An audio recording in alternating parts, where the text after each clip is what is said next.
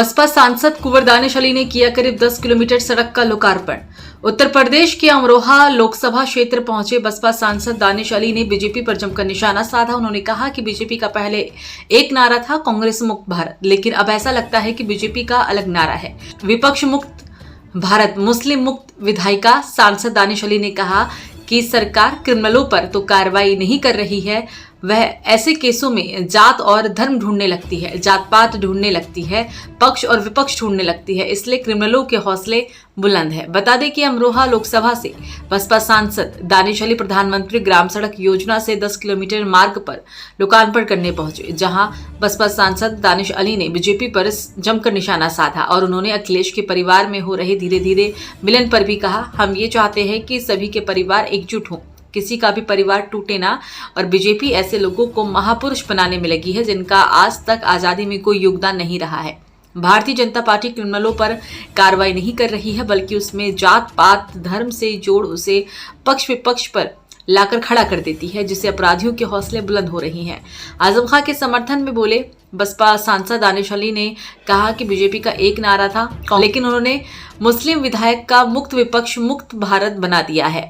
बसपा सांसद ने कहा कि उत्तराखंड की बेटी को रिजॉर्ट से उठाकर मार दिया, उसमें हत्यारों को भी वही सजा मिलनी चाहिए और मैं उन बलात्कारियों को माफी नहीं देना चाहता जो बिल्किस बानो के रेपिस्ट सरकार ने उन्हें भी छोड़ दिया। मैं बलात्कारियों को भी वही सजा की मांग करता हूं जो होनी चाहिए।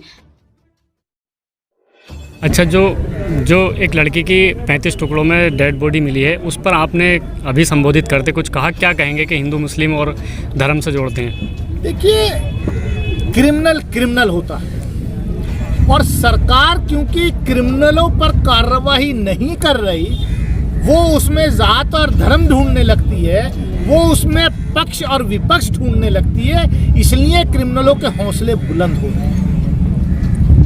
आजमगढ़ की घटना अभी परसों की है, जहां पर एक नौजवान ने अपनी मंगेतर के साथ उसको भी वही हालत की टुकड़े टुकड़े किए मार दिया। हाथरस की घटना किसी से छिपी नहीं है, उन्नाव की घटना किसी से छिपी नहीं है।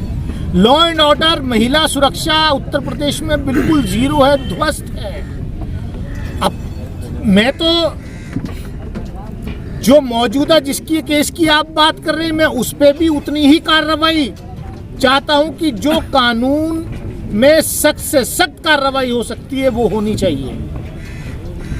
और मैं उत्तराखंड की उस बेटी जिसको रिजॉर्ट से उठा करके मार दिया गया, बहा दिया गया, उसके कातिलों पर भी ऐसी ही कार्रवाई चाहता हूं। और मैं उन कातिलों पर, उन रेपिस्ट को भी माफी नहीं देना चाहता जो बिल्किस बानो के हत्यारे थे और रेपिस्ट थे, सरकार ने उनको छोड़ दिया। मैं ऐसे किसी रेपिस्ट को पैरोल पर छोड़ करके वो बच्चियों को संबोधित करे, राम रहीम जैसे रेपिस्ट को भी जो है सरकार का संरक्षण जब मिलेगा तो ये तो होना ही है। उपचुनाव चलने वाला है, बसपा का वोटर किधर जाने वाला, रामपुर और खतौली? देखिए, हमारा वोटर, हमारी पार्टी का वोटर बहुत समझदार वोटर है, हमारी कैडर बेस्ड पार्टी है, वो अपने तरीके से अपना फैसला करता है। हम लोग उपचुनाव नहीं लड़ रही है हमारी पार्टी, तो इस पे हमें कोई टिप्पणी करने का कोई अधिकार नहीं है। अच्छा, हमने तो कह दिया, हमने पहले भी कह दिया था कि बीजेपी जो है वो नारा उन्होंने दिया था कि कांग्रेस मुक्त भारत, जबकि असलियत में उसके पीछे जो छुपा हुआ है वो है विपक्ष मुक्त भारत और मुस्लिम मुक्त विधायिका।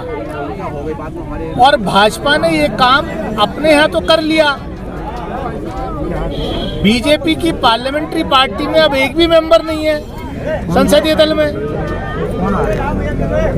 और जो विपक्ष से चुन के आए हुए थे उनको भी कैसे कैसे एक एक करके निपटाया जाए उस काम पे लगे हुए। आजम खान के करीबी हैं जो मीडिया प्रभारी हैं, उन्होंने बीजेपी ज्वाइन कर लिया, क्या कहेंगे? देखिए, कौन किसका करीबी और कौन क्या पार्टी ज्वाइन करता है उस पर मैं कौन होता हूँ टिप्पणी करने वाला। मेरा तो जिनके बारे में आप पूछे उनसे भी कोई ऐसा ताल्लुक नहीं है।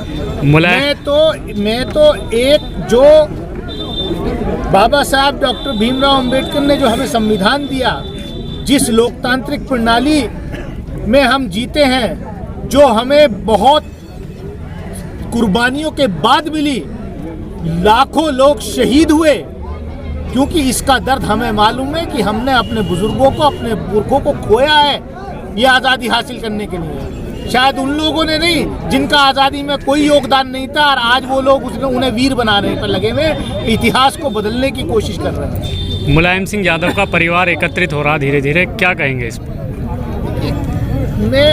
इस पे मैं क्या टिप्पणी कर सकता हूँ? दूसरी पार्टी के मामले पे मैं क्या टिप्पणी कर सकता हूँ? मैं तो चाहता हूँ कि सबके परिवार इकट्ठे रहें, किसी के परिवार में कोई कलह ना हो। मैं तो चाहता हूँ आपके परिवार में भी कलह नहीं होनी चाहिए। अच्छा, क्योंकि परिवारों में कलह हो रही है, रोज हम देख रहे हैं, रोज मर्डर हो रहे हैं। अभी कल देखा एक नेवी के रिटायर्ड ऑफिसर को उसकी बीवी और बेटे ने ही कत्ल करके 4 टुकड़े करके बहा दिया। तो मैं तो चाहता हूँ सबके परिवार इकट्ठे रहें। अर्श अस्पताल आपके परिवार के लिए सुरक्षित और सर्वोत्तम स्वास्थ्य देखभाल केंद्र, धनोरा रोड, गजरौला, जनपद अमरोहा। Mobile number 9412473638।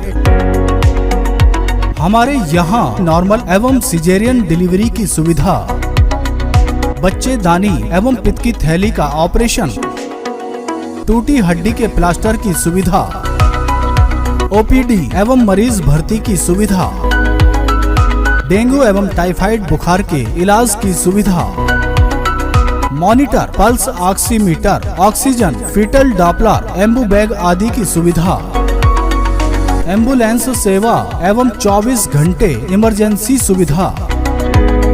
अर्श अस्पताल, डॉक्टर फरियाद अली, पता है धनोरा रोड, गजरौला, जनपद अमरोहा। Mobile number 9412473638।